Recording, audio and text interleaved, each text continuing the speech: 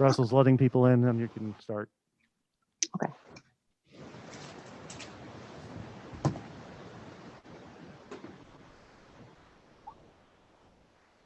Christine didn't make it, huh? No, She's on the Zoom. she was Gotcha. planning on it, but said she got Yeah. tied up at work. So.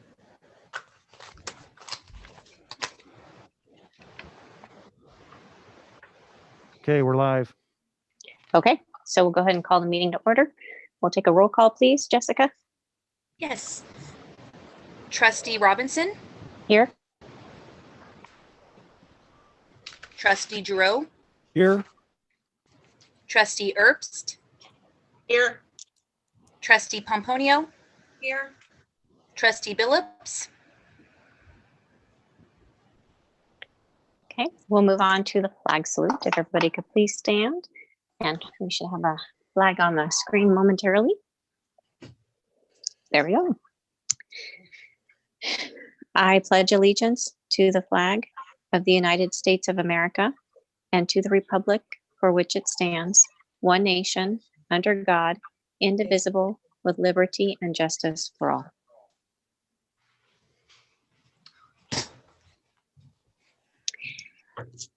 All right, so item D, I'll ask for an approval of the agenda with a modification. We will be adding an item between D and E, which is a new item of the resignation of trustee Greg Billups. I move that we accept the agenda with the noted changes. Noted change. Second. It's been moved and seconded. All in favor? Aye. Aye. Aye. Opposed? Motion carries. We will now move to item D, Part A, and Jessica Fugate will read the written resignation for the meeting.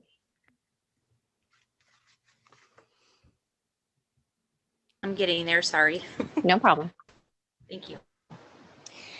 Greetings all. I am still at work, so I won't be attending the meeting tonight. I wanted to be there so I could resign my position on the board in person. That being said, please accept this email as my resignation. I have the greatest respect for the people of Clearwater County and District 171. It has been an honor and a privilege to serve in my small way. I thank all of you for the opportunity and the experience, but I hereby resign as Zone 2 Trustee of Joint School District 171. Respectfully, Greg Billups. Now I will move for a motion to approve the resignation. I move that we approve Greg Billups's resignation. I'll second. It's been moved and seconded to approve trustee Greg Billups' resignation. All in favor? Aye. Aye. Aye. Opposed? Motion carries. Now for our yearly reorganization of the Board of Trustees. And Jessica will also help us through this as our current board clerk. Yes. Okay. We are now opening the floor for board chair nominations for the 2021 calendar year. Are there any nominations for board chair? I'd like to nominate Charity Robinson to continue being our board chair.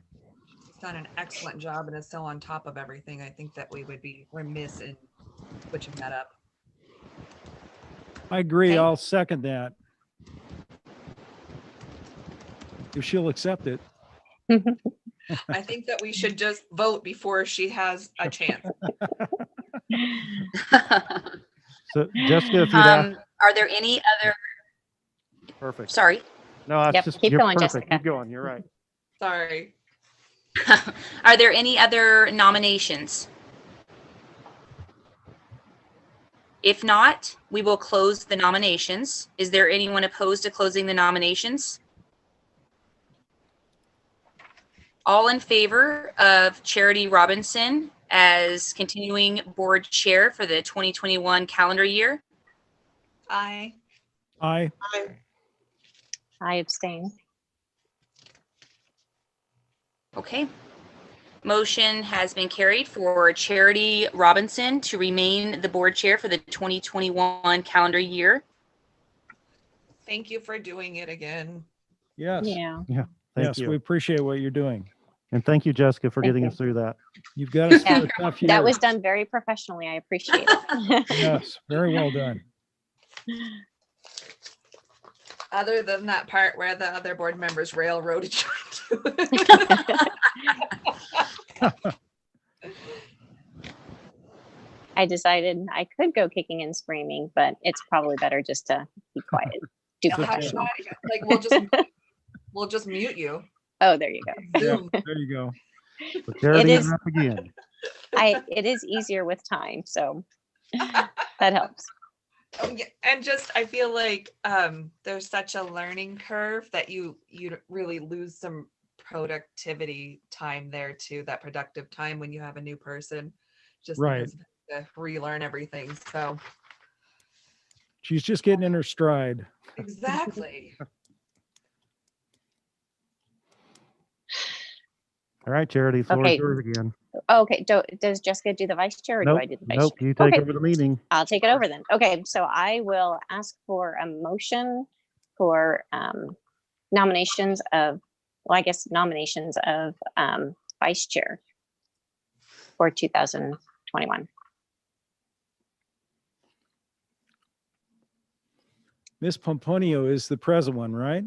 She is. Mhm. I'm gonna suggest that we keep her that way.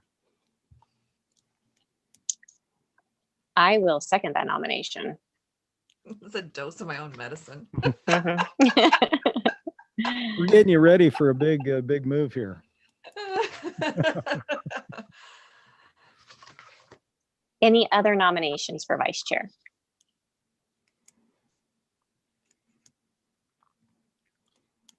Any oppositions to closing nominations for vice chair? Okay, and then I will ask for a vote. All in favor of trustee Angie Pomponio for vice chair, say aye. Aye. Aye. Aye. Opposed? I'll abstain.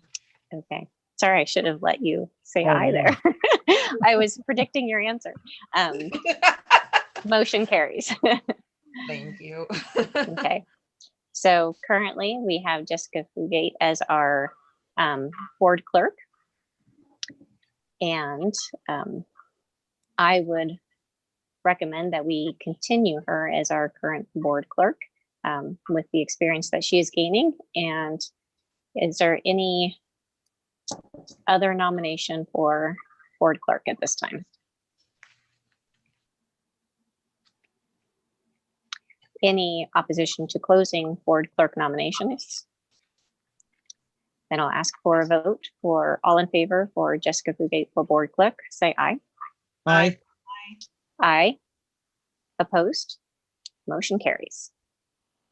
You're rehired. And then Jessica is also our treasurer, is that right, Dr. Garrett? Yes, we combine those Okay. positions, but that's with the help of Brittany. Yeah, she gets a little assistance there, but she's the designated Correct. board treasurer. Okay, so anybody else want to nominate?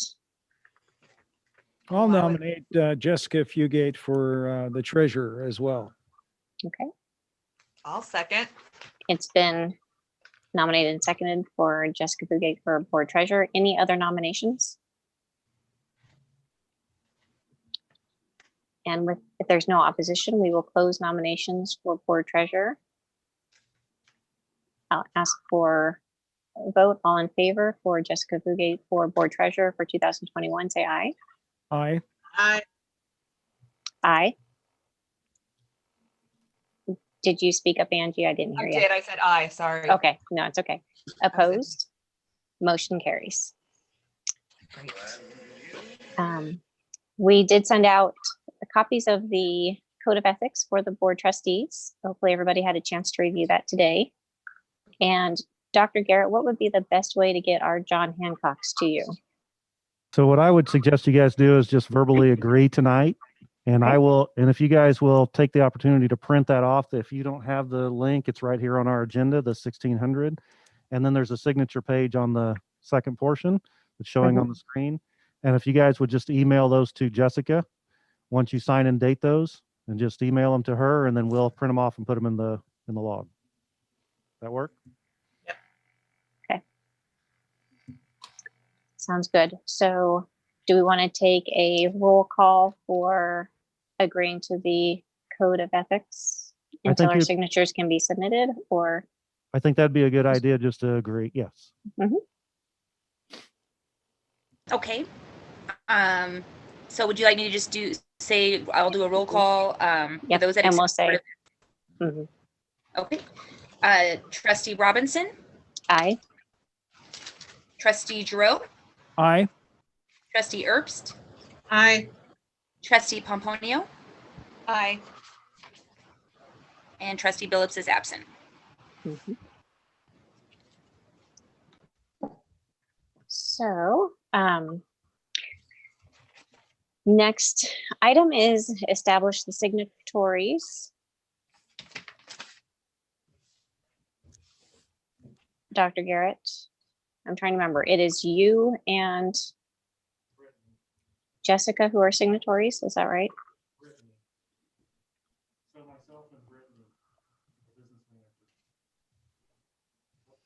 Sorry, my microphone was off. Yep. Sorry. It's Brittany and myself. Oh, Brittany and yourself. Okay, thank you Yes. for clarifying. Sorry. Okay. So current signatories are Superintendent Dr. Garrett and Brittany Getz. Get those full Okay. names in there. This shows Or exactly. business manager. Mhm. Yeah. So here is the list on our policy 1260. So these are the items that you're seeing right here. And I would recommend to keep those the same as they are this year Mhm. because we already have everybody there listed. So And for those who don't remember, that's basically they're allowed to sign for checks, payroll, yes. all that kind of stuff. And that's Yes. a good thing to keep the district running. And they're the ones who are involved in the day-to-day work of that. So, Correct. And then the buildings, it has those listed out, and we will keep those the same with the exception of at Timberline, we will have a new head secretary. That position is currently being interviewed for. So once that happens, that whoever assumes that position will be taking charge of that. okay. So that's the only change from this year. Okay.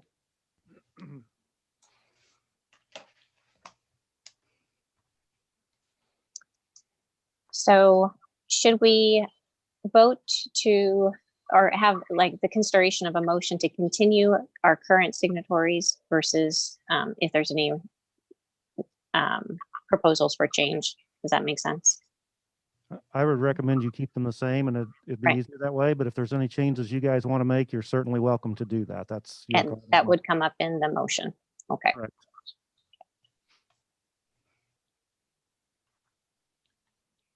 So I'm Well, going to ask gonna for a move- motion. Yeah, okay, I'll move that we accept the signatories as suggested with Mike, Dr. Garrett, and with Brittany Getz.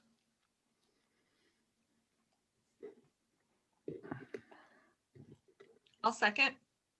It's been moved and seconded to continue with current signatories with Superintendent Dr. Garrett and Business Manager Brittany Getz. And I thought we'll just leave it at that. All in favor? Aye. Aye. Opposed? Motion carries. Next is our calendar of regular board meetings, locations and times for 2021. Charity, if you don't mind backing up there a little bit, I think it would be good to have those specific for the buildings as well. to have Okay, it- Oh, Yeah. I wondered about that. Yeah. So you might have to do another, yeah, I think it'd be, since we're handling money, it would be good to have it on board record. Okay. So we'll go back and we'll do another part for the established signatories, and I'll ask for a new motion. Well, it can be an additional motion. yeah, I'll make an It additional doesn't motion to be there redone.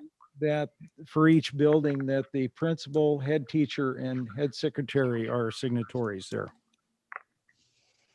I'll second. It's been moved and seconded to continue per policy. For each building, the principal, teacher, and head secretary will have signatory privileges. All in favor? Aye. Aye. Opposed? Motion carries. Thank you, Dr. Garrett. Thank you. Sorry about that. No problem. And we're doing good. There's these January meetings just always have so much business stuff. We're doing good. We're working our way through.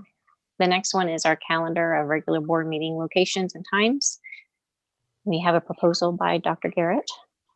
Yeah, and there's a lot of blanks here, Mhm. intentionally. Last year, before COVID hit, we decided we wanted to have a central location where we would have our main gathering each time. Obviously, that went away with a little bit of the virtual things happening. So we are still required by state statute to have a physical location, whether it is 1, 2, whatever it might be, and then, of course, the distancing, masking requirements. So tonight, obviously, we put that on there for OES Library. We need to have a place. Currently, the restrictions are, 10 total people or less at a meeting. So we would comply with that. When the governor lifts that order, obviously it opens it up even more. But we still want to do the virtual and the YouTube because we do have a lot more participation that way, and that's what we want. So having a central location, I think, would be worthy. The other side of that is if you guys want to move that around a little bit to help keep that fair, we've done that before. It just becomes more difficult to set up at different locations because we got to keep it easy for Russell as well. It's difficult to move around to different locations and make it a good opportunity for everybody to participate. So that's why I left that blank. I mean, the OES library is working well tonight. If we have the governor's orders lifted and we have a larger crowd, we may have to move it to the gymnasium possibly. But it's this or Orofino High School or whatever it might be. We could even do it at Timberline. Obviously, a lot of our constituents are down this direction in Orofino, so it's Right. totally up to you guys on how you do it. I'll be there wherever it is. And Russell will be there too, I'm sure. So we're committed. I just wanted to have that, let you guys kind of know where we were at with that. We do have some flexibility. I mean, if we had to change them down the road, we could do that. We certainly can. Yeah. So, Mhm. The thing is we want to just make sure everybody has every opportunity to know where it's at. yeah, agree. We don't want to do last minute changes if we can keep from it. Right. Exactly. And sometimes that's difficult to do with as fast as some of the orders are changing this and that, it's really hard to keep up. But if we had something consistent where we're going to try to be there all the time, and as these orders change through time, I think it would be nice to, we could occasionally visit somewhere else. And, Mhm. because I know one thing that I see, and we haven't seen this year, obviously with COVID and some of the things, the distancing and those type of things, where kids participating, students participating, and not only participating to do it for a class, but also to give reports and those type of things. And we haven't had much of that since we've been virtual. I'd like to get more involved with the schools and what's actually happening, on the ground, so to speak. So more teacher reports, those type of things. So whatever will accommodate that. And obviously we still want to do the online. I think it's a very convenient thing for people to observe. I agree. I was all for having it at the facilities until we had our COVID year, and then it's been really Yeah. much more seamless to be having it at the same location. So I think we have the flexibility to change it down the road, but honestly, this year has worked really well despite all of the challenges. Well, you can thank Russell for that. The systems we've tried, some were not so great, some we've had to adapt, and I think he's got it figured out now so we can make it work. So Yeah, it's been really good. yeah, been very impressed with the outcome of that. So, I think having the opportunity to have a local location where people can come, but we don't want to overcrowd it. Obviously, we want to abide by those rules, and from there, as we open things up, I mean, more and more. But I get a sense that people are enjoying, or maybe not enjoying, but appreciating the online, the YouTube, the Zoom meetings, so they have an opportunity to watch, and they don't have to travel, and it's just a much easier thing to do. So we'll try to keep that option going. I think we'll do that in the future indefinitely. So. Good. So is there- So I would make a suggestion. My thought was, at least while we're still doing most of this virtual with, small attendance, continuing to do it in a place where it's most convenient for the setup, since we're not doing it for a lot of people. then most of the work is the setup and the tear down. So that's where what I would suggest is what's most convenient at this time. And then when we are able to open it up to more or larger crowds, bigger meetings, then we reevaluate where we want to have them. So I'll ask Russell's input if you don't mind on that, because he does most Please. of the setup. So what do you suggest, Russell, or what do you recommend? He says Orofino Elementary Library, right where Okay. we're at. So That Then works. sounds works for good. me. Okay, that's what we'll do. So do you want me to go ahead and just put that on there through the entire year, and then we know we're going to change that, because I have question marks there, obviously. Mhm. You want to just pull that down and It's on the document. You got it on there. Mhm. Yeah. right here. But I have question marks up. Oh, sorry. Yeah, he left it there. There you go. I was going to say, just copy it all the way through. And you can always make a notation below that if, if situations change to allow for larger group meetings, we will reevaluate.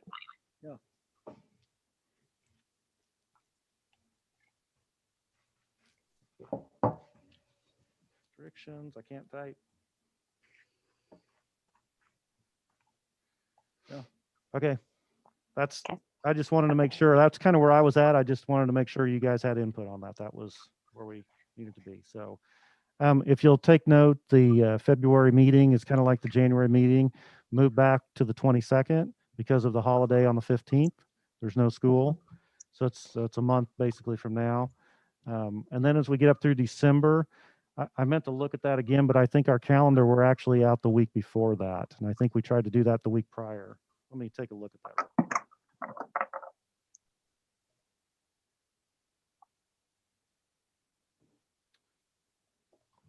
May, June, July. Oh, months just keep going.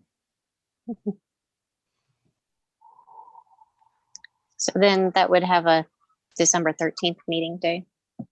Yeah, it'd actually be yes, it would be the 13th, because I believe we're out on the 16th on our calendar. So if we want to change that one to the 13th, so it's the Monday prior to the last week of school, that's pretty effective, because if we have anything else we need to add to it, we can have a different, separate meeting, like if our audit is late or some of those things that come up. Okay. So can we change that to the 13th then on the proposal? Mhm. Okay.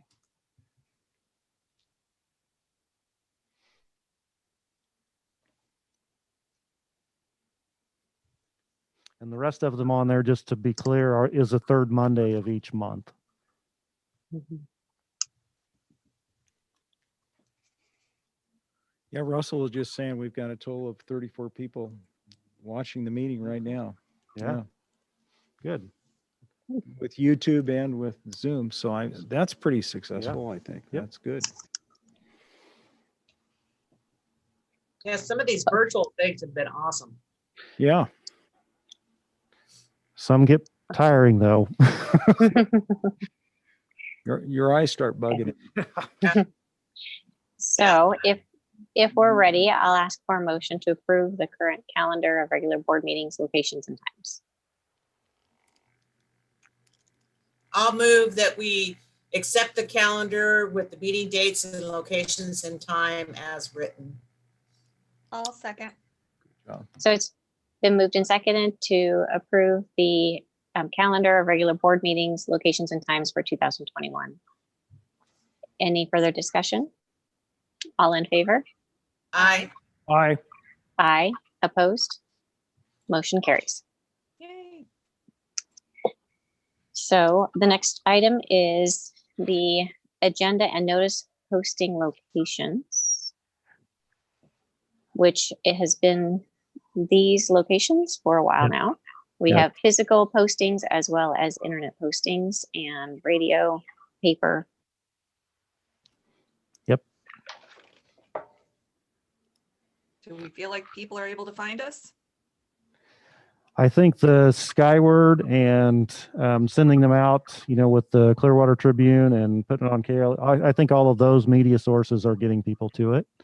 Our website, we're in the process of changing, so that hopefully we can get that new one started up quickly and get everything over, and we'll keep putting things on there as well. So we tried to clean that up a little bit, because it was about 7 steps to get to a board agenda, just the way things were built over time. So we're trying to clean that up so it comes up. It's like 2 clicks and you're there. So, Great. so Good. getting there. But yeah, these are not a problem to do. We go to the post office, somebody goes to the post office daily, and it's easy to do. I just wanted to make a comment about the Clearwater Tribune. Whoever writes that article does a great job covering us it's Yep. really well done. So Generally, Elizabeth Morgan does that. yeah, she Right does a there. good Yep. job. She's so thorough. Yep. Yeah, it's just unbelievable. She should be doing our minutes. I talk to Elizabeth off and on quite a bit. So Yeah, see if she'll do she it. has to, she'll call just to verify she's very thorough, like you said, and that's good. I She want them just to call and really- make sure we get it man, right. So I'm yeah, kind of blown away by that. it's good. So yeah, these locations are good with me unless you have additional things you want to do or anything that you can think of. But Do we have anywhere at Pierce or Weep that we want to post? Physically post, like the post office or? That's a good idea. Yeah. Library. Yes, we could do it at the library and at the post office, most definitely. We have several bulletin boards around town. I Mhm. think that'd be Yeah. a great idea. you go take those up. Yes, Yeah. I can definitely do that. I'll do them Yeah. on my way. Can you email them to me? Yeah. or- Yeah. Well, I was just thinking I can probably email Terry at the Yeah, Weep there you go. library, and I'm sure Uh-huh. she would print it and post it. Yeah. I'm sure that wouldn't be an issue there. And I can stop by the post office in Weep Mm-hmm. and make it to Pierce. I And think I we can- probably do at the school. I think it gets posted up there. Do they post it? Yeah, I think the more involvement we get, Sure. the better. absolutely. We just, whatever you guys want to do, we can certainly add them. I think we should add locations up on the hill. Great. Not the Pierce post office as well? Yeah. Yeah, I think Why don't you put the Pierce post office and the library? The Pierce library as well? Mm-hmm.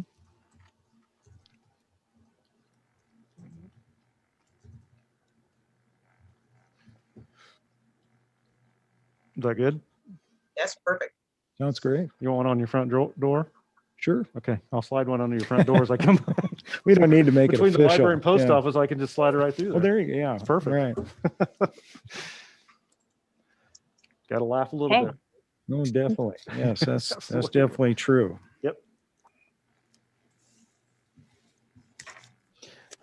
I'm sure I can probably email both of those libraries, and the post office are not a big deal to get to. So we'll get those handled. Okay. Awesome. Sounds good. So if I could get a motion to approve. Well, I'll make a motion to approve the board meeting posting locations Oop, that should say 2021. Sorry. for 2021, as we're correcting that. Yep. And as listed there. So the postings are listed in the first section, and then also the reporting to the window on the Clearwater and the local paper and the local radio station. I'll second. It's been moved and seconded to approve the current notice posting locations for 2021. Any further discussion? All in favor? Aye. Aye. Aye. Opposed? Motion carries. All right. Did we have any public input tonight, Dr. Garrett? I have not received any notification. There was a one there, but that was left over from last meeting. Sorry. Okay. I have not received any. So we'll move on to consent agenda. Seems like that's normally already way done by now, but here we go. Now starting into our normal stuff. Did everybody have a chance to review the minutes? Yes. So if I could have a motion. I move that we approve the consent agenda. I'll second that. It's been moved and seconded to approve the consent agenda. Any further discussion? All in favor? Aye. Aye. Opposed? Motion carries. Payment of bills. Oh, I guess, I'm sorry. That follows everything. little tired tonight. So our consent agenda approved the minutes, the payment of bills, and financial reports. Right on. Moving on to reports and recognitions. So the committee reports that I have, policy committee, we've been trying to meet off and on. Everybody's been super busy, but we're going to try to go ahead and get through. We've only got 1.5 sections left to go, and we'll be completely through all of our policies in the last 2 years.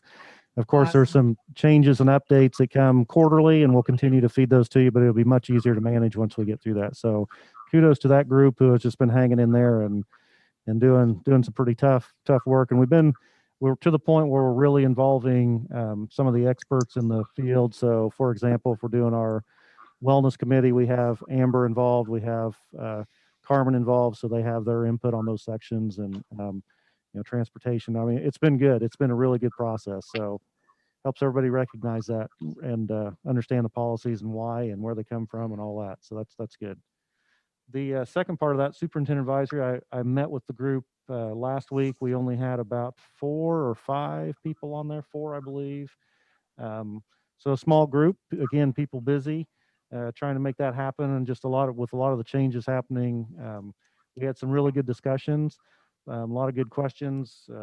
I usually send out an agenda of what we're going to do, and try to answer a lot of questions and dispel a lot of myths and just go from there. So it's a really informative thing that I hope to continue to include, citizens of all the communities. It's weighted pretty heavy right now in Orofino with Orofino constituents. I have a few from up on the hill, but I would like to have more. I think it would be good to have that representation. And again, this is just kind of a overview of what we do and why we do it, and hopefully help answer a lot of questions. And like I said, misspell a lot of myths that are out there that we're trying to clear up and that type of thing. So we haven't met, obviously. Prior to this, we didn't do much in the spring or the summer or much of the fall because of everything else was moving so quickly. It was really hard to schedule a meeting and get things rolling. I don't know about you guys, but the Zoom meetings, we just said they're convenient, but when you have about 9 a day, that's a lot. So anyway, we want to continue to let that grow, and I think it's a great group to have and great input. So it's just another piece of information and another connection with our communities that hopefully we can continue to make better and better. So looking for that. I think our next meeting is February. I'd have to look, but I think it's mid-February, or right after the week after our board meeting. So do you meet every quarter?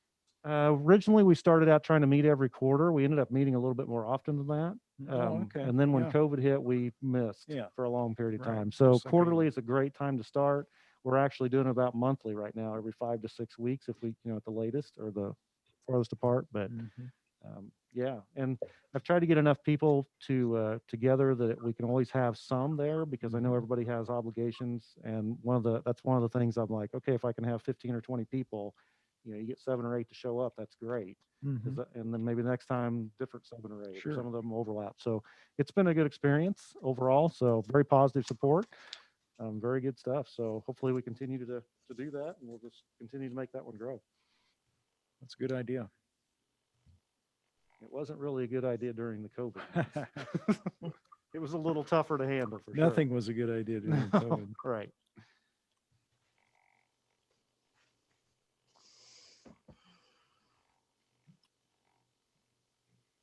Did we lose? Charity's there. She's there. She's just muted. Sorry, I had muted myself while you were talking and forgot to unmute. So thank you for that update, Dr. Garrett, and we'll move on to building reports. We had some updates from the principals this month. I did have a couple kind of discussion items. If nobody else is jumping in, I'll go ahead. I appreciated some of the benchmark data that Mrs. Pomponio provided. And so I'm hoping to maybe see some of that data either sent out via email or presented at our next board meeting. I know with the semester transition, they're doing those winter benchmarks. So as that information comes through, I'm hoping that we can see that data coming from the junior high schools as well as Timberline. Maybe we can plan on having that as a my thoughts were either a discussion item or even one of those work sessions we haven't had in a while, so that we can have time to sit down with the principals, see what they're noticing in their benchmarks, where the areas of concern are, what resources they might need to help get everybody caught up, those kind of things. Very good. Yeah, so one of the things that's been brought up a few times, and something we probably just need to discuss is, there's been a lot of expression about failure rates throughout the state. And if you look at like some of the IDLA classes, it's a really high fail rate on at least one class that kids are taking. That's statewide. We're seeing that if you look nationwide, online education has a fairly high fail rate this last year, and there's a lot of reasons behind that. Lack of support at home, lack of routine, that independence. There's some kids that can handle that and do great with it, some that can't. So we kind of look at that as well, and we want to see what our fail rates are, just in the classroom as well. So when we look at that, and I think we have Brian on here, right? Brian, I think, you want to talk just a minute about some of that stuff that you guys are tracking and looking at?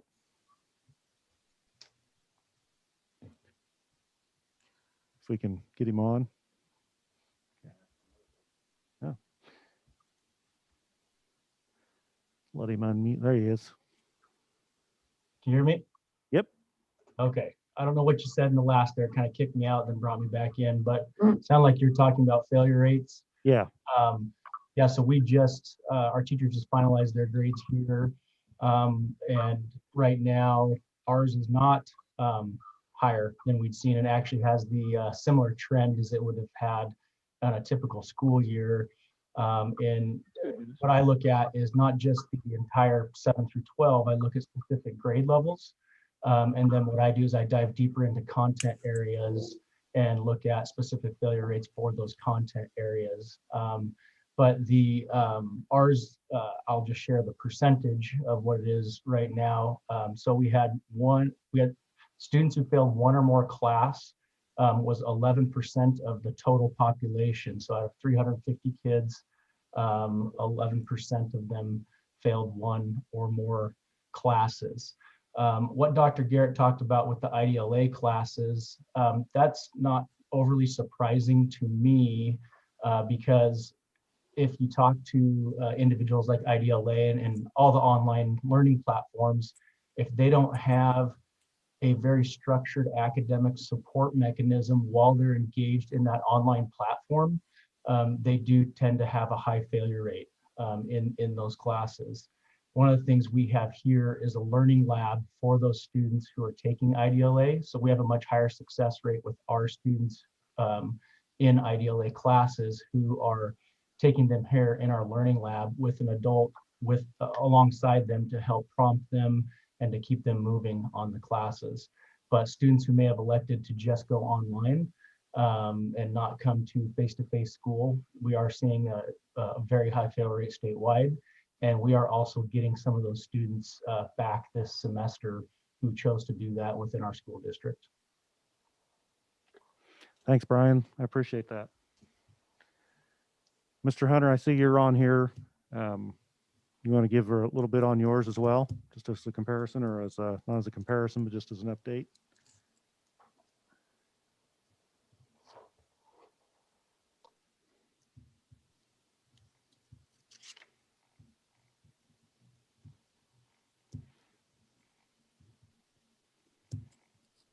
Can you hear me now? Yep. That mute button does miracles, doesn't it? Yeah, and I have control now. He's going to take it away from me here in just a second, though.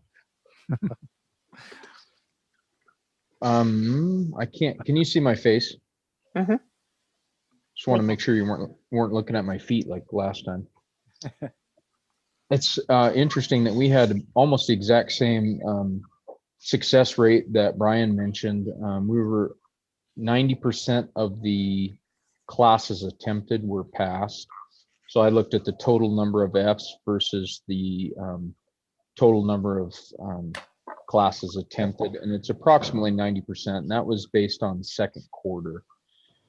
We also see a similar trend with IDLA classes. We have our students, almost all of them, assigned to a classroom teacher to help them with their IDLA classes. And generally, we see much higher success rates that way. Online classes of any type are really hard for students if they don't have a support system. So we found success with assigning them to one of our classroom teachers. So that's been critical for success. But Good job. we have way more Fs than we would like, but overall the success rate's pretty high. Thanks, Mr. Hunter. Yep. Yeah, I appreciate you guys doing that. And I know we went through some pretty rough, patches whenever we had to go online last spring, and a lot of unknowns, and a lot of uncertainties, and a lot of trial and error. But this fall, the few times we have been out, I know the staff has done a great job of that at, Orofino Junior Senior High School. The few times we've done that, we've had some staff and some kids out at the elementary school in Orofino as well. But those online things are good, and we're making them better. The experiences are getting better all the time, but there's no substitute Not for the being in same. the classroom. Yeah. So I'm glad you guys, told us that, and I appreciate Mhm. your support on that, and Very looking up those helpful. numbers for us and getting that to us. So And if I can comment real quick, Dr. Robinson, on the data piece, the benchmark data, Mhm. we're really happy, or I am, and the teachers that I'm talking to, with the data we're getting back from that MAPS testing, the MAPS growth measure. Mhm. This is so most of our teachers have now taken the winter benchmark with their students. And so now we get to see some longitudinal data. And so that's been very interesting because it breaks it down by standard. And we're very excited with some of our numbers. Some of them we need to work on, but it helps us target exactly what we do need to work on as far as those standards go. And so our teachers just went to a training on Friday to further their knowledge of how to break down that data. And we have teachers who are setting individual goals with students based on that data. And so one of the things I really enjoy about it is it shows growth. It's not just you have to hit this score. This is the only score you can hit. It really targets individual student growth and has individual student reports because we want to celebrate growth, no matter if it's from maybe a low achieving score in the beginning or a very high achieving score in the beginning. What our celebrations are around is growth. So I'm happy to bring you whatever you'd like. I think a work session is a good idea so that we can further discuss and go over kind of what we're seeing and what we need to do in the future to help continue to grow these numbers. Just the preliminary data I'm looking at, our math scores, I saw some really good things coming out of some of our math scores, and that's been one of our targets and one of the district goals. And so we're hoping to continue that trend. Lastly on that, we've continued our work even through all this with Ryan Dent and the Regional Math Center in doing lesson studies. And he has been super complimentary of not only what our teachers are doing here, but what the teachers are doing at the elementary. And he is very optimistic about how the students at the elementary are going to be coming up and the skills they're going to have when they come up based on how those teachers are diving into their instruction around math. So I think we'll continue to see an upward trend in our math growth. Okay, great, thank you. So thank you for the updates. It sounds like maybe a work session would be good where we can take a little time. We've been so distracted by so many other things. I'd love to spend a little time on academics and where our district is at, where our students are at. We expected some losses through the spring, and having done the remote learning, now we have some comparisons of where they were to start with, what kind of growth they're having, and where are the areas that we need to work on, what some of your solutions are for that work, and what we can do to help support that. So absolutely. Right. I want to add in there as well, that we continue to have a pretty good transient population, which makes it difficult to trend down the line. So, absolutely. and our teachers know that. I mean, our administrators know that, and You know, we're becoming, and we are experts at bringing kids in that we don't know where they're at and trying to figure out where they're at and then make a plan for them. So that is something we continue to work on. And so when you look at these grade to grade, you know, as they go, it's not always a true depiction of that class. It's not necessarily a true cohort. There are Correct. some, but we just have to keep that in mind. And as we have these work sessions, I mean, obviously we want you guys to ask questions, and you know, we have some really expert people in the field that can help you out with that. So Great. look forward to those. Good. Thanks. Well, thank you very much for those updates. That's great. It's good to hear that we're seeing some good things. We've said since we got back from break, we've had more conversations about education than COVID, which is great. Good. That's a good So, thing. We are a school district. It feels a lot better, I can tell you that. I just Okay. wanted to interject. This is along another line. I was noticing that for one of the field trips at Timberline, they took the kids up to the ski hill. I thought that Yep. was pretty awesome. Mhm. I had my grandkids up there a few weeks ago, and it's just such a great thing. And to get kids exposed to that is good. Those kinds of things are important too. Oh, absolutely. Absolutely. Actually, I had one more question. I can't remember if it was at Timberline or Orofino. One of the reports talked about esports. I was very curious what that is. Well, that's interesting. Orofino. That's us. Okay.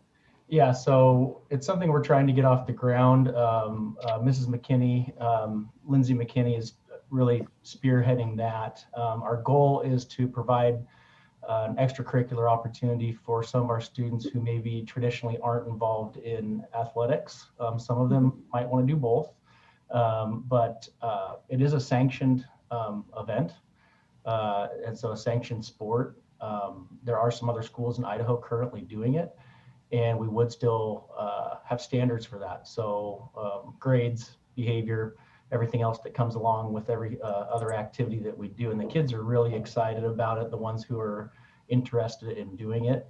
And so not being much of a gamer myself, I'm learning what that is. And but she's got kids who are on board and willing to help out with it. So I guess our philosophy is if we can keep them here and keep them doing something positive and keep them engaged and motivate them, then why not? It sounds like a fun thing if we can get it off the ground. The schools that have done, what's that? So it's video games? Is that what I'm hearing? It's video games. Yep. Which apparently is a very big thing. Again, you're talking to someone who doesn't know a whole lot about it, but there's tournaments and a lot of money and a lot of other things. A lot of these kids are really into game design and a lot of the inner workings and aspects of this. And so it's just another venue to provide them with, to give them an opportunity to expand on what they already know, because a lot of them do want to go into that field of potential software development, coding, those kinds of areas, or they just like playing video games. And it's just something fun for them to do that they can try and be competitive at. So, Better than a lot of other things that could be doing. that's Right. right. That's right. So look for a Interesting. report on that when that gets off the ground a little bit further. We want, and I myself want to see even more details. So it might be a really good board program to get everybody involved in. So That might be a good time to have some of these kids that are doing it to come and absolutely. give Yep. a board. Yeah. Great. Teach us something. Be perfect. Not that I would understand that. but Nod your head. Yeah, Right. Okay. Well, thank you, everybody. Any other questions for our building administrators? Okay, we'll move on to program reports.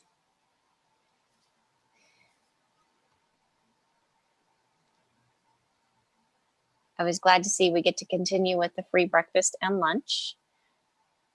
But I also did see Carmen's concern about our low numbers for free and reduced applications, which can definitely affect our district in the long run. Right. There's a lot more hinge to it than just the lunch and breakfast count. So yeah, we encourage people to fill those out, whether they think they're going to be free or, I mean, everybody's free this year, but Right. Which it helps I us a can lot. see.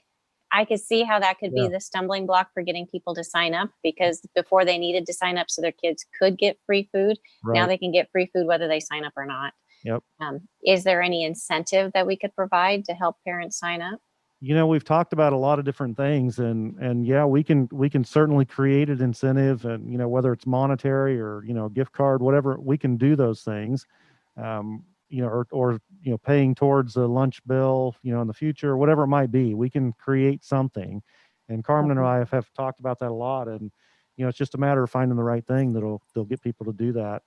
There's a lot of discretion in this process, and I know a lot of people feel uncomfortable about putting down their income, and I just want to make sure that everybody understands it's a very discrete program. Those numbers, yeah, they do go to the state, but they're not shared. Those are the information that goes there. We look at numbers, not at names. So when we're looking at some of our E-rate numbers, and we look at some of the things that we are entitled to, federal programs, those type of things, those all come from numbers of free and reduced, not who is free and reduced. So that's very important for people to keep in mind. Is we base it off of percentages of free and reduced in our district, and even per building. So our fruits and vegetable grants, I mean, there's lots of different things that impact. So we encourage people to do that. I wish we could just say, here you go, and everybody did it and we'd be done, but it doesn't work that way. So we've tried to do it at registration. We can put online links online on our website. We can put them out in Skyward where they can do them. We're trying to get it as easily as possible. So we'll continue to push on that. I know it's a big concern. Good.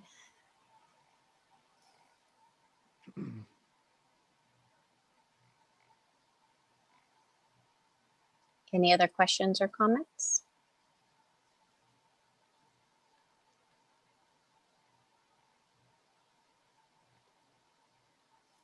Okay, so we'll move on to the superintendent report.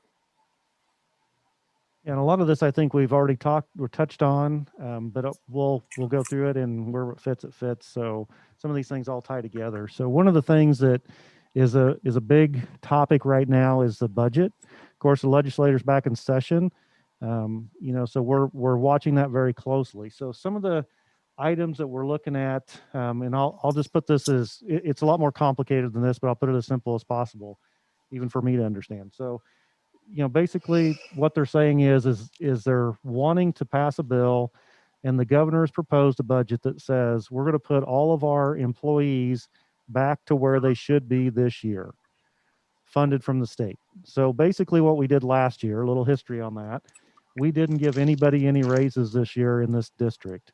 So basically we kept everybody at the same level, teachers on a professional rung, they were on that same stage. So if they were a P3 last year, they're a P3 this year. Same way with all of our support staff, non-certified, everybody stayed right where they were at. So what the governor is saying is this: on a typical year, we would move them forward about 1.5% to 2%, and move them forward, teachers, for example, certified, we'd move them forward on the professional rung, so they would move up a step, and then put about 2% on the base. So everything would go up, not only on a step, but you would get more on the base because they're going to fund us more. So that's the proposal. The catch to that is he's doing a zero balance on this, on the bottom line, which means he plans to take the money that we were shortfalled last year, and there's a lot to this. So last year we were short at about $175,000 on our budget. They gave us CARES money, which was about $175,000 to make up for that. But then they came out and said, you can only spend that in certain areas whenever it's COVID related. You can't fill the budget with it. So now we have the money to spend on supplies, whether it's PPEs, whether it's sanitizing, all those different things. So now that money, we're still down 175,000, so to speak, if you really think about that. So what he's saying is then this year they cut us another 100,000 basically out of our budget. And he's saying we're going to make up for that. So where they're going to make up for that is basically telling us that the discretionary funds, which are non-statutory funding from the state, we're going to move money from there into these other areas. So it comes down to an expense of the district, basically, is what's happening at that point. Now, if I back up a little bit, he did give us money that was released in the form of about 350,000 or 360 something, if I remember right. And those dollars we gave to our employees as stipends. And you guys all remember that. Yeah. So that money went to stipends. Now, if you calculate that out, it basically put some people way over where they would have been this year, and some people about where they would have been this year. So it's something we need to consider. Now, as that money shifts over, that money that he gave us was really, and I'm calling it the governor's money, there's a different name for that, really kind of backfills that. So it makes it doable. So what they're trying to do, and I know what the end game in this is they're trying to put everybody where they're supposed to be.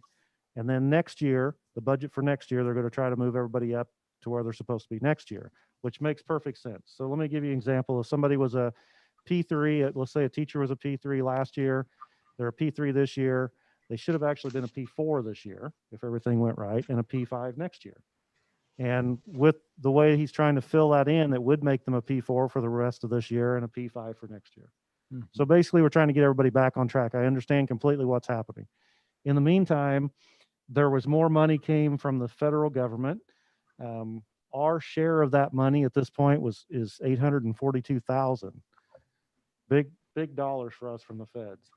Now they want us to use that to help backfill that, so we can bring everybody up to where they need to be, and we'll still end up with surplus that we can do some things like we were talking about, some air conditioning, heating units.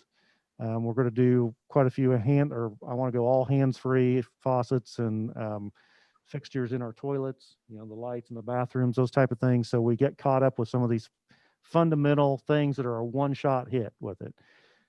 So if you look at the report, what the statutory expenditures, what he's really looking at, or what I have up on the screen there, is looking at the salary-based apportionment for administrators and classified, usually comes across as a percentage. Employee benefit obligation, so that they try to up that a percentage. It's a pretty small portion of what our benefits are. So we end up paying most of that out of pocket. Career ladder salaries, which is what I was talking about with teachers. The benefits that go along with that. And then, of course, there's two others here, the Bond Levy Equalization Support Program, and then the Idaho Digital Learning Academy. So those are the areas that he's really focusing on in making up the ground from the discretionary funds to cover those. Now, the discretionary funds expenses that come to us would be things like our reading programs, some of those things that are not statutory requirements. There's a whole list of them. And if you look at the budget, I think you guys have that sheet, and I believe I have it right here as well. Things like, unfortunately, like IT staffing and technology and student achievement assessment, math initiative, English language learners, professional development, content and curriculum. So those are just a few of them. He has said he would put the leadership stipends back in place as well. That's part of that bill. So if we see this go through, I want you guys to kind of visualize what's going to happen here. If he puts this back through, we're going to have to put everybody back to where they're supposed to be. So we'll end up putting everybody where they're supposed to be this year. We're going to have to figure out how to get that payment out through the end of this year. Some of those will end up at the end of July or end of June. Some end up in August, depending on how they're paid. And then we're going to have to turn around and create a whole nother budget for the next year. So we're going to have to do two within the next 2 or 3 months and it's a pretty big undertaking with a couple hundred employees that are all in different places. So the state right now, we don't know how that's going to turn out. That's obviously a legislative decision, but that's kind of that in a nutshell. I hope that didn't confuse you more than it. It's helpful. There's a lot of moving parts. We have no answers. I do know that. That's the big thing. But if all went well, this time next year, everybody would be right where they were supposed to be. And that's a great thing. And I think that will probably happen. But between here and there, there's a lot to do. But you're not moving them back, you're moving them forward. Moving forward. There you go. Not back. I find your optimism endearing. Why, thank you. I work on it daily. Sounds pretty good. Yeah, absolutely.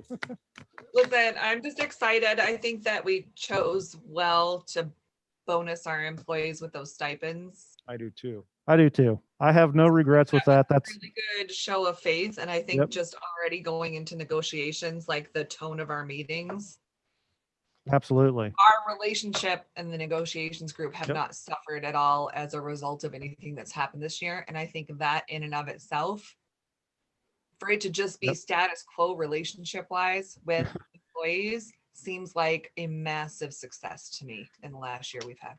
It definitely has been challenging, and I, I thank and, I tell them, everybody, this all the time. It's the people that work here that make us who we are, hands down, and Yeah, it's but I think the amazing. stipend was a nice expression of that. Yeah. Well, I hope so. And I feel like it was, and I hope they take it that way, but, I hope so. Sure appreciate it. yeah. Hell of a year. So hopefully there's another talk in the state right now that they're looking at funding healthcare for school districts in a different form, in more. And honestly, that's a huge chunk for us. I mean, that's a That couple is a big million chunk. dollars. Yeah. Oh my gosh. Dollars for us annually. It's about 2.2 or 2.3 million. So that's a huge chunk for us to offer those benefits. And that's been the arguing point since I've been here with the negotiations and with the union and with the employees, is that's what attracts people here. It's not so much always the money, it's the benefits. And that's what keeps people on, and that's what keeps people attracted to our district. And, there is some truth to that, I think. And hopefully if the state can come up some way to help us out a little bit more on that, that will free us up to do a lot more things. So, we have received some pretty good money here lately, and I'm pleased with that. I'm never, ever excited. I'm always disappointed when I see the whole thing. It's like, okay, well, get prepared for online, but by the way, we're going to cut your IT staff and we're going to cut your technology funds. And that just is ludicrous to me. I don't know where the sense is in that. Prepare for this, but we're going to take your feet out from under you. So we'll continue to commit to that ourselves. No matter what the state does, we've got to commit to that, because that's a big, big part of our district. It's a big, big part of our learning, communications and everything else. So we have to continue to do that. Anyway, questions on that, on the budget? Right now in our budget, we're setting pretty good. We have the opportunity, like I said, to do some one-time shots. It's not guaranteed money to put into salaries or wages. It's money that we can put into systems that we've needed to do for a long time. So I'm excited about getting some of those things going and moving forward with some, so we can make better facilities and better learning experience for our kids. So as we move on down through this, and I know there's going to be some discussion about this, I had some questions about the COVID leave, and we can talk about that. That's part of what I had here as well. The COVID leave itself, we extended that, and it was probably not a good idea to call it FMLA, because it is not truly FMLA. It's just like what we were getting with FMLA. So when we chose to extend that, the reasons were very clear. Obviously one was to help protect our staff and give them time if they were exposed, because they're in high risk situations and they're exposed to, potential COVID, those type of things. And also to help keep people a little bit more honest if they were exposed, or, so we weren't having people coming to work that were knowingly exposed to somebody positive and then spreading it around. And next thing you know, we have a whole class out, and, we have a whole school shut down or whatever. And that's not what we want to do. So that's why we extended that. I think you guys, I'm very gracious. You guys were very gracious. I'm very grateful that you guys did that.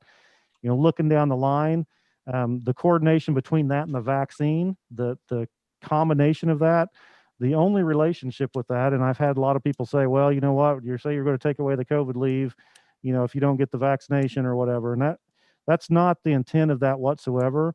The bottom line on all this is people who feel they can get the vaccine or want to get the vaccine, we need to give them the opportunity to do that. And the people who don't, that's their choice. I would never force anybody. I don't ask. I'm not going to. That's their prerogative, and I truly respect that.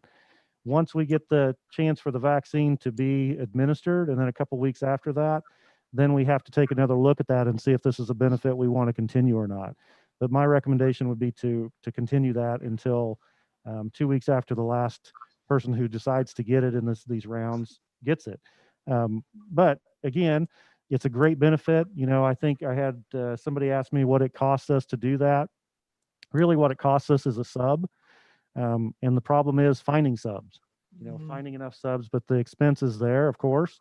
And when you start giving people free days off, that's totally their prerogative. If they were exposed and we know that was true, that's something they have the right to. But that's also why FMLA is there later on as well. So FMLA does not go away. FMLA has not changed. The only thing that changed was the addition of the COVID FMLA that gave that 2-week period. And then of course the choice after that of, I think it was what, half pay. And there was a lots of caveats to that. And that ended on December 31st of 2020, sorry. Oh, man, this is 2021, isn't it? So yeah. So once that ended, that's when we extended what we're currently doing. I see no problem with keeping that in place for time, but at some point in time, we need to consider not doing that. So that's something we can discuss and determine later. So anyway, I just want to make sure that separation between that, there is no if and ands or buts. If you do this, you don't do that or whatever. That's not connected whatsoever. Just the timings happen to be pretty much the same on those recommendations. So I've been asked that directly. You were trying to force us to get a vaccine. No, I'm not trying to force anybody to get a vaccine. I won't do that. It's not my Right. nature, and it's not Right. something I would do professionally. But everybody should. And you say what you have to, but I'm going to say what I have to. So Yes, I believe it's everybody's right to do what they need to do. it is. And as a registered nurse, I'm just saying everybody should get the vaccination that There you go. doesn't have a medical contraindication. There you go. So we'll go down through that here in just a little bit to have that discussion and a little bit more detail, but that was part of my report as well. So scheduling and planning on our curriculum, I just want to go through that real quick. I've been working with the high school principals a lot about trying to figure out how are we going to do, how are we going to keep kids connected? How are we going to keep kids enrolled? How are we going to keep kids successful? All that. And people, we have people who know how to do that. It's just we're in a very non-traditional time trying to do a very traditional thing. And we have to always keep that in mind. School is the same as what all of these kids, when they were in school, their parents were in school, that's what they did, the same types of things. Now, don't get me wrong, we have changed with the times and we adapt and adopt and adjust. But generally speaking, same kind of schedules, the same kind of activities, the same type of thing. So when we see things like these esports coming in, we see things like looking at credit recovery opportunities, those type of things are all super beneficial to our kids. And I'm excited that our high school principals are exploring some different areas. I've told them the limit that you have is only the limit of your imagination, because I'm not putting any parameters up other than we have to figure out how to get kids credits, to get them graduated and make them successful and get them prepared for the career or for college. So I'm excited about where that's headed. We've been having some meetings on that and brainstorming, and we come up against a lot of the same walls with some of our, we got to have so many credits of this and so many credits of that. Well, the question is, can we be creative with that? Do we have to? And I think you guys have heard this before that, you have a freshman who fails English. What do we do with them their sophomore year? We put them in freshman and sophomore English. Well, now they're just doubling up on something they weren't successful at. So we need to figure out how to overcome that. And with our transient population that we have, we've got to really figure that out. So working on that, I'm very encouraged with what our principals their brains are working overtime. And CTE programs are a big push. We want to make sure we have opportunities for kids, and we want to make sure kids that are ready to go to college and the gifted kids are able to push them as well. So it's just, we're looking at doing some changing, but changing for the better. So don't be scared of that. We just want to do it small bites at a time, but we'll get there. So excited about that. Negotiations to talk about just a little bit. Our meetings, we talked about that on our calendar. Been involved with our Blue Cross, our High Five grant. That, we're starting to spend some money. I'm on that committee and the advisory board basically. And there's some good things that have come out of that have helped our school district as well as our community. And that's an Orofino grant. So things like the garden by the elementary here, moving the greenhouse down here so we can get a little bit more participation out of that. I think we also have just purchased a meal sealer, basically a tray sealer. So you have a prepackaged meal, but that's part of the community, the food pantry as well. So we will house that, but I'm sure other people have access to that as well.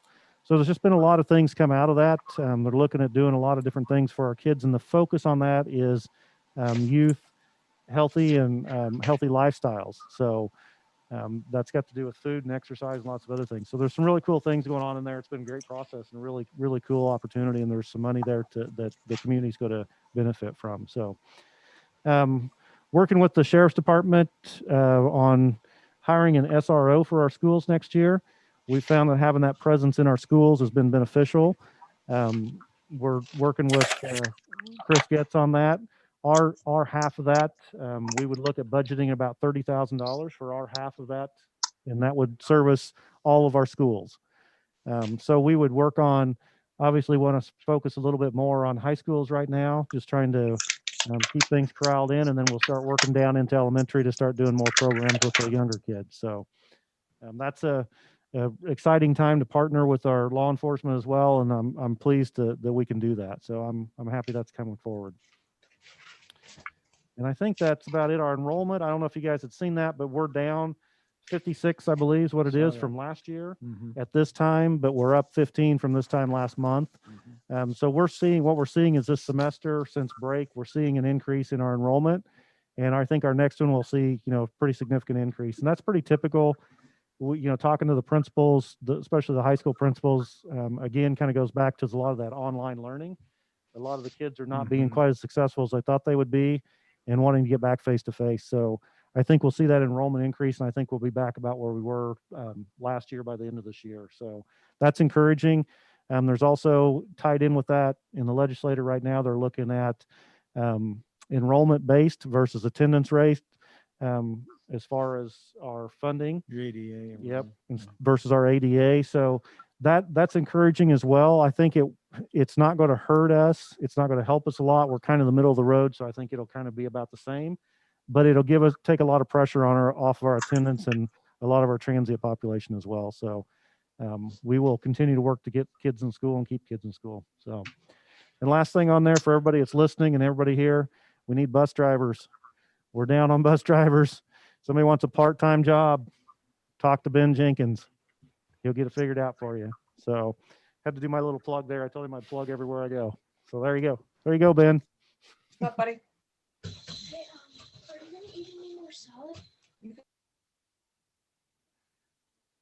I muted her. Okay. Okay. So Oh. I think that's it for my report. Very good. Unless you Okay. guys have questions. Sorry, I talked too much.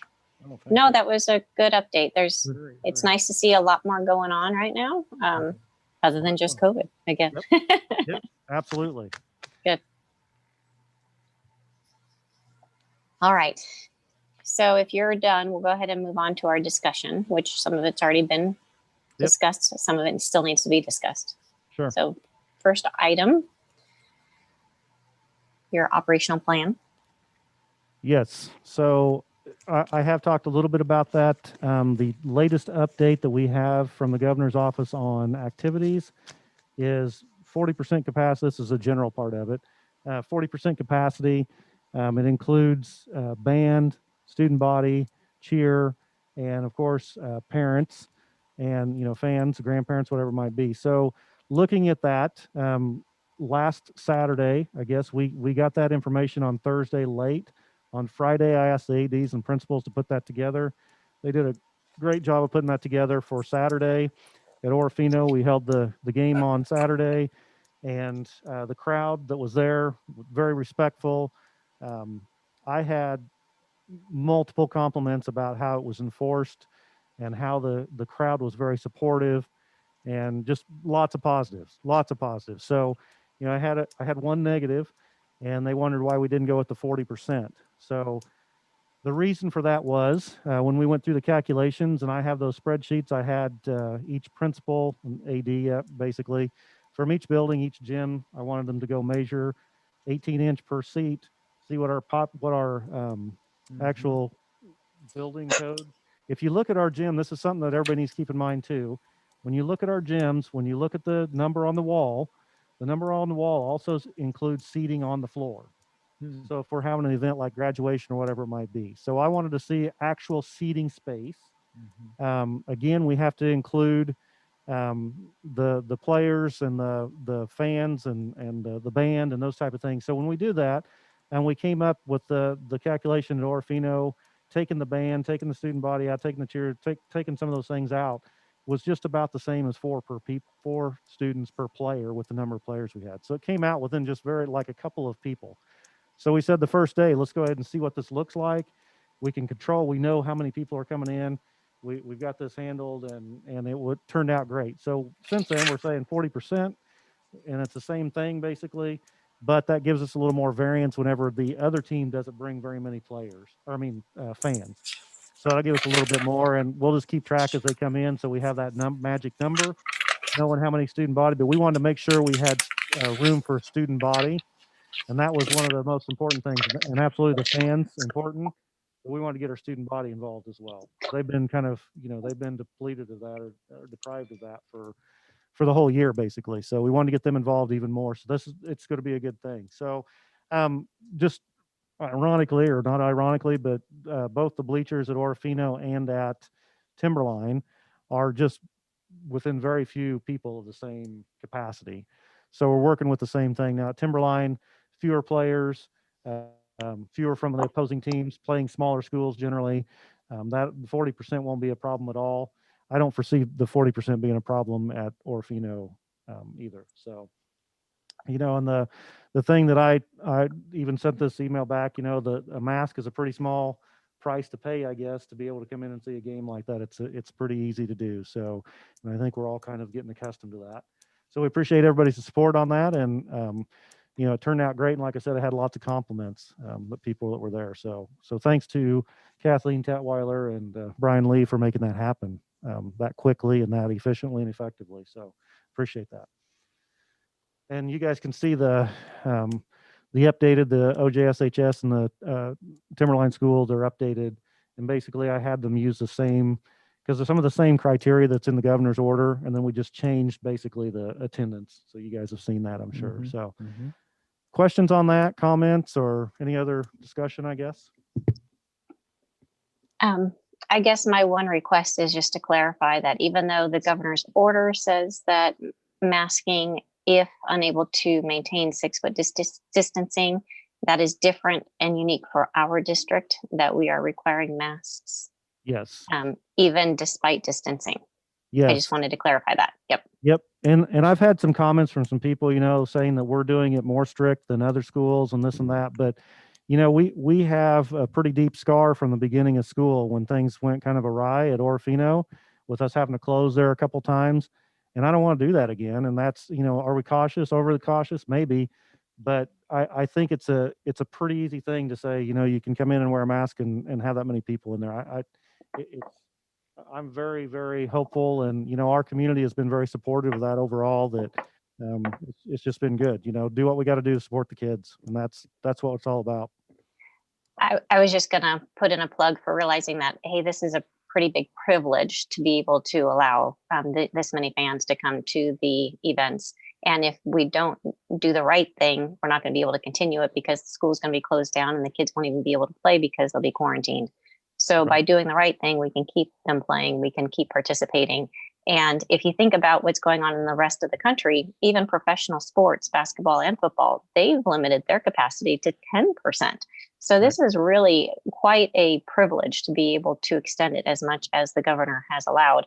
And when it comes to that 6-foot distancing and masking, when people are at a game, they're not going to be sitting there quietly talking. They're going to be jumping up, shouting, yelling. That's when we need more than 6-foot distancing, or definitely wear those masks. So please, everybody, wear your mask. Right. And I know that it's put a lot of pressure on our ADs and our principals to administer that, and we just appreciate people just, going through the motion with it and making sure that they're doing what they need to do, because it does put everybody in a pretty precarious position to enforce that. And, I know they've done a great job there at Orofino, especially since semester, and all these changes have happened. And, it's just the way it is right now. And we're not trying to force things on people. We're just trying to keep our school open. And we've done a great job of that. And, we continue to build statistics, and looking at the masking has made an effect, an impact on our school and our community. And I think as we continue to do that, we'll continue to be able to have these programs and these sports, and activities going on. So I encourage that. So. Well, I just like to say, I really appreciate the change from the 4 tickets per athlete to the 40%. Because even with the 4 tickets, that depending on the family and the family dynamic, that can still eliminate people. And this way, the 40% is going to enable people to actually physically go who haven't been able to go. And I think that's important, not only just as a community and bringing the community together to do something, it's also important for the kids to be able to have that support as well. Right. And again, we did that. We weren't going just for the 4 tickets. We were going for the 4 tickets because that equaled 40%. Yeah. And that's why we did it, because we knew who was coming and how many we would have. So we, the first game, we didn't know if we were going to deal with, 400 people. I mean, we didn't know who was going to show up, and we didn't want to have to just turn people away. So that's kind of how that came down the pipe. And, we also said, hey, we're going to try this. It's the day after we got the information. So we're going to do the best we can and then change if we have to. That's what we always do. So we adapt and go. So I think it'll be pretty smooth, and people will just get accustomed to it. And, one of the things we'll have to really watch is whenever we get into wrestling tournaments, because we do end up with larger crowds. So we probably will have to limit that somehow, so we know, who's coming and how many, and not just locally, but throughout. I mean, the guests as well. So that's something we'll have to keep an eye on, because those crowds do get significantly larger than what we've had. So, but we will continue to manage. So thanks for your support on that. All right. Well, did you have anything else to add about the district extended COVID FMLA? Not unless there's questions about that. So for right now, we're going to continue the extension, but at some point in the future, when people have had the opportunity to get vaccinated, you're anticipating at least revisiting that extension. So yeah, what the conclusion was. Yeah, I have it as an action item tonight, because we said we'd revisit that at our January meeting. Okay. So it's an action item. So yeah. So you're recommending that we extend it, but at this point for an unclear period of time. Yeah, right now what I'm kind of looking at is through spring break, which is the end of March, and that would give us an opportunity, and then we could at least our March meeting was the week right before spring break, I believe. So it'd give us the opportunity to review it in March. That kind of gives us that time. Like I said, again, it's not anything to do with the vaccine, but yet it does, because if that will give people who want to give a chance to get it can. And then we'll see, that's at least a couple of weeks after the last, from what I know, and I don't know all those dates for sure. So that's something I'd like to revisit in the future, but I think at some point in time, depending on what happens and, how our numbers are and those type of things, I think we just need to revisit it. I would like to suggest one possible change, and that is because at the time we approved a 14-day coverage of leave, either whether they were positive or quarantined, because at the time that was the recommended time of quarantine. I would like to recommend we change it to 10 days, because now whether you have the disease or you've been exposed, it's only for 10 days. So we had said 14 days because of our 4-day week. And if you do that, you're not going to change it a whole lot. But yeah, I don't disagree with you, but we've been through that several times with the 14 to 10-day quarantine, and sometimes it doesn't change very much.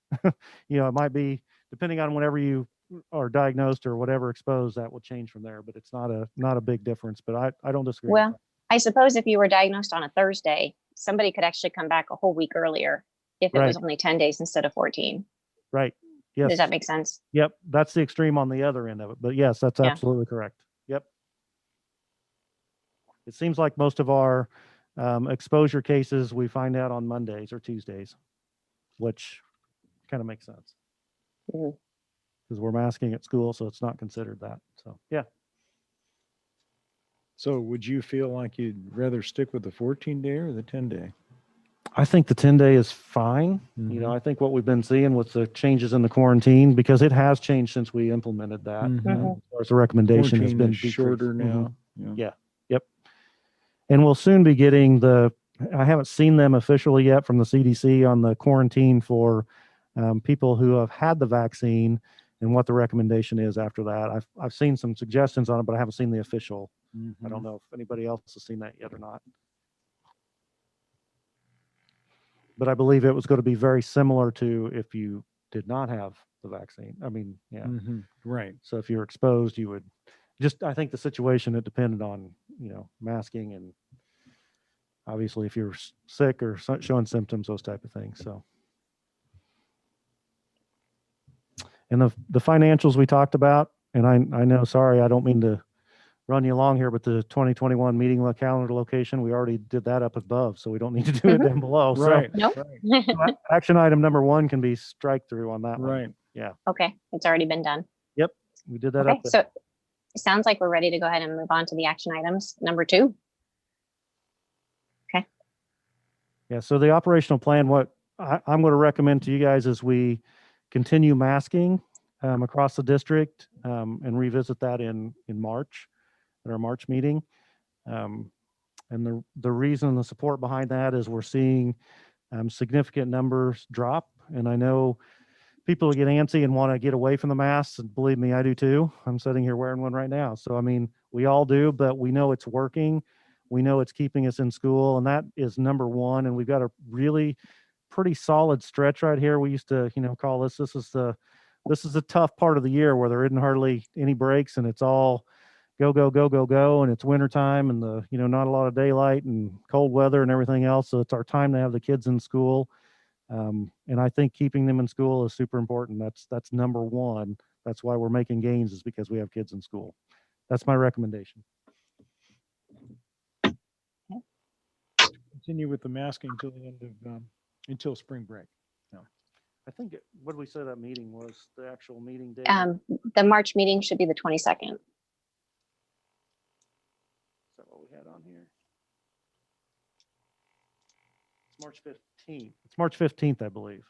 Oh, is it? Oh, you're right, because there's 5 Mondays in March. Right. And I think our spring break is that last week of So. March.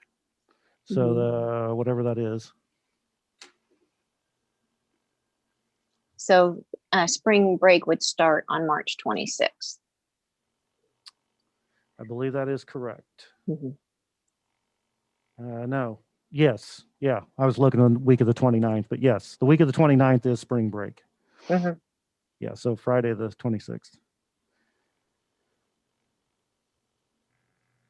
So I would say, since we have a meeting coming up the 15th of March, I would say till then, and then reevaluate. Things can change a lot between now and then, up and down, up and down, up and down. So that gives us a point of where we can really start looking at that and then make a decision from there.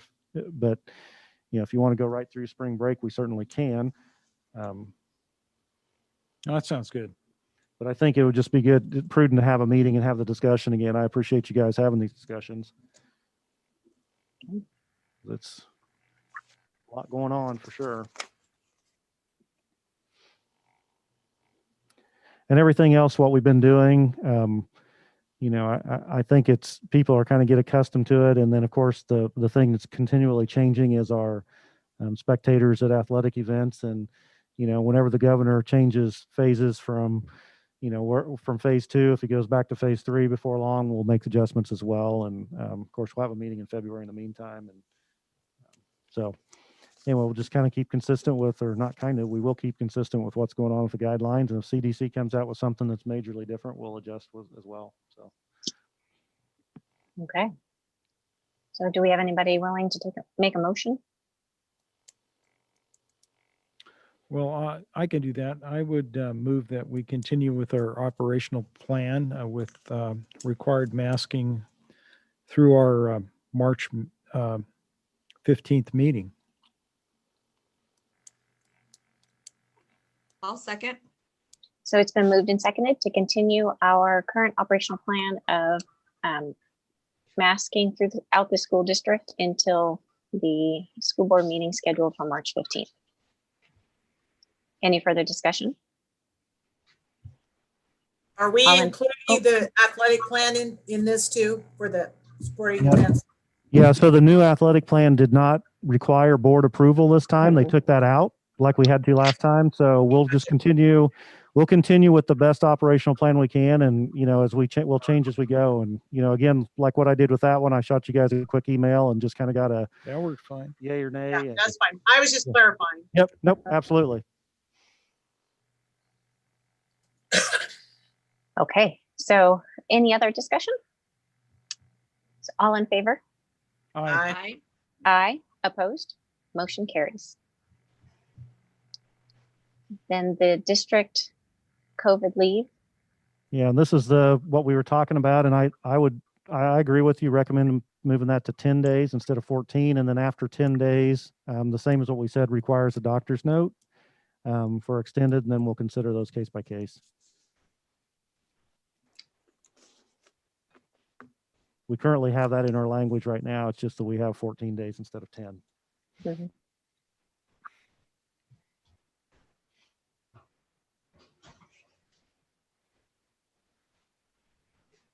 Anybody ready to make a motion? I move that we change the district extended COVID FMLA to 10 days, and anything beyond that requires a doctor's note.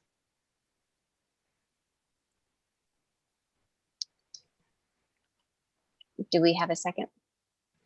Are we going to review that in March? Okay. I think if you want to add that onto Yeah, it. We're putting an end date on that? Yeah, I was going to ask for a motion for the end date after we seconded it, unless Angie, you can add that on real quick. Are we thinking spring break? I think that same meeting, the 15th, since it's 15th, before, okay. yeah. I just think it'd be a good time to review. To be reevaluated on March 15th of this year. Perfect. right. Okay. Good catch. Thank you. Do I have a second? I'll second. Okay. Okay. So it's been moved and seconded to continue the district extended COVID leave through March 2021, March 15th, 2021, with a change of a 10-day instead of 14-day. Yep, that's the only Leave. change in the language. Yep, that'd be the only change is 10 instead of 14. Okay. Any further discussion? All in favor? Aye. Aye. Aye. Aye. Opposed? Motion carries. New hires and separations.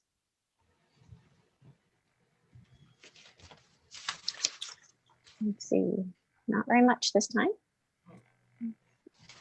There's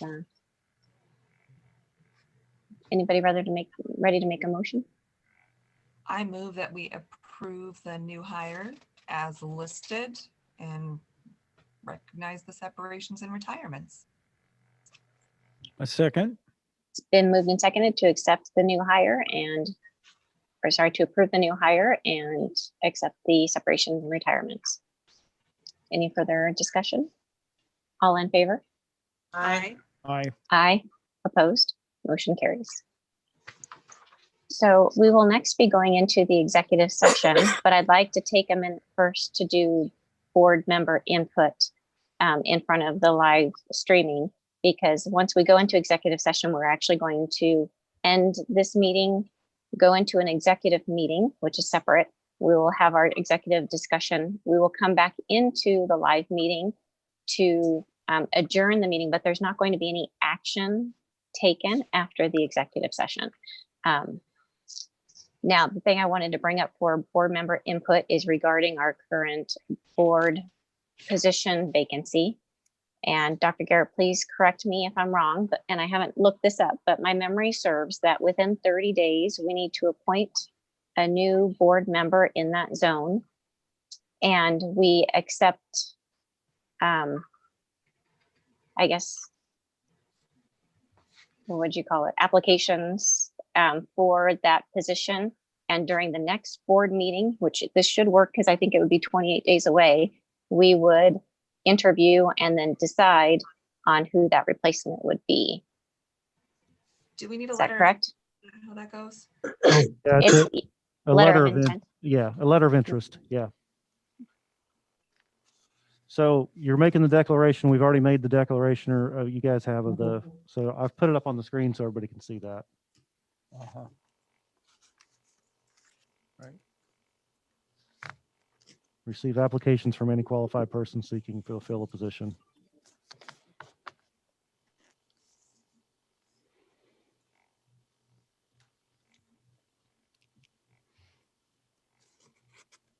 So how do you make that available or known to the public?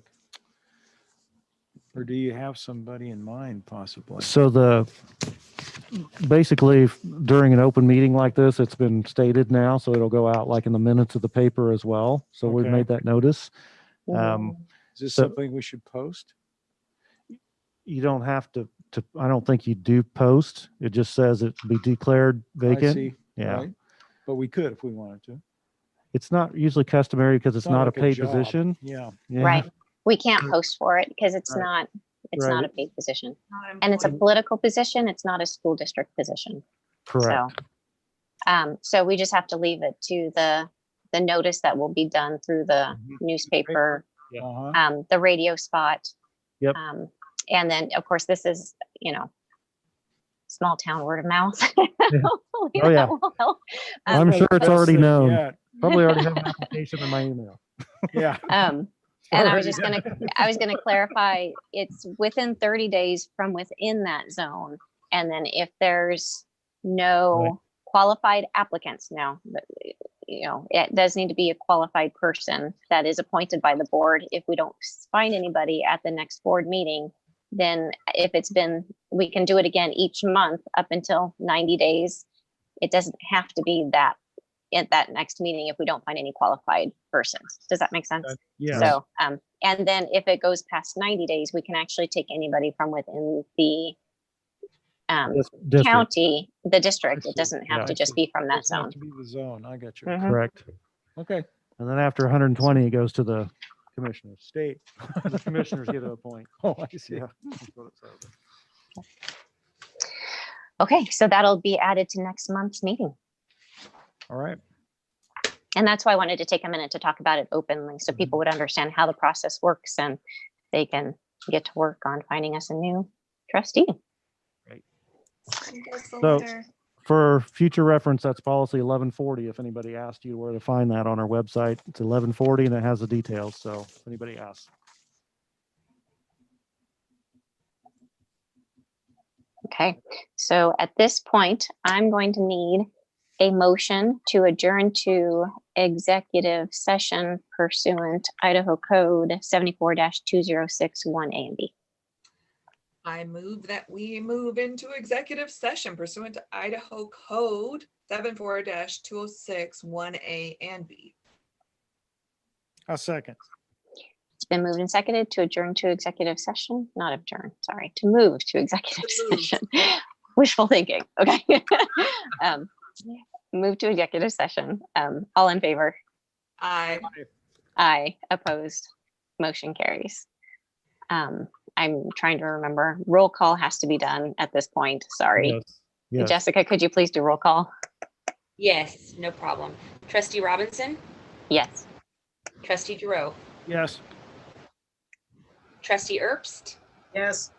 Trustee Pomponio, yes. Trustee Billups absent. Okay. Thank you. And for everybody on Zoom, thank you for attending. Have a good night. And we have a separate. We have a Zoom separate meeting. right? Are we Mhm. private now? Yeah. Let me send that out to you real quick and you guys will be getting it in your email. I'll set up a real quick Zoom. So here it comes. I've got to get off of this one first before I can do it, I believe. So I've got to leave. I probably do too. Let's see. Okay. You have what you need? Did I? Did I? Hopefully you go. Okay. So.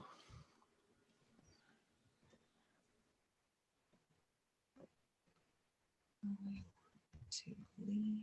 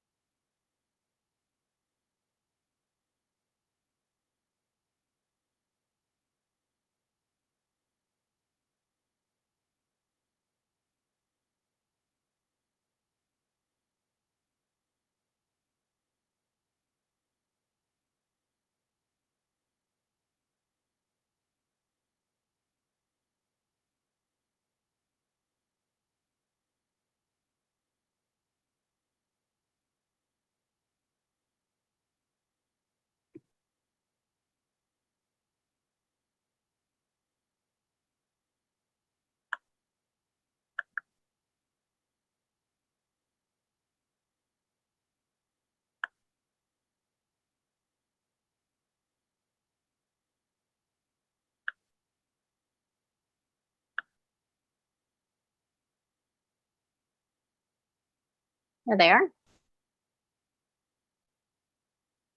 Okay. Can you hear me?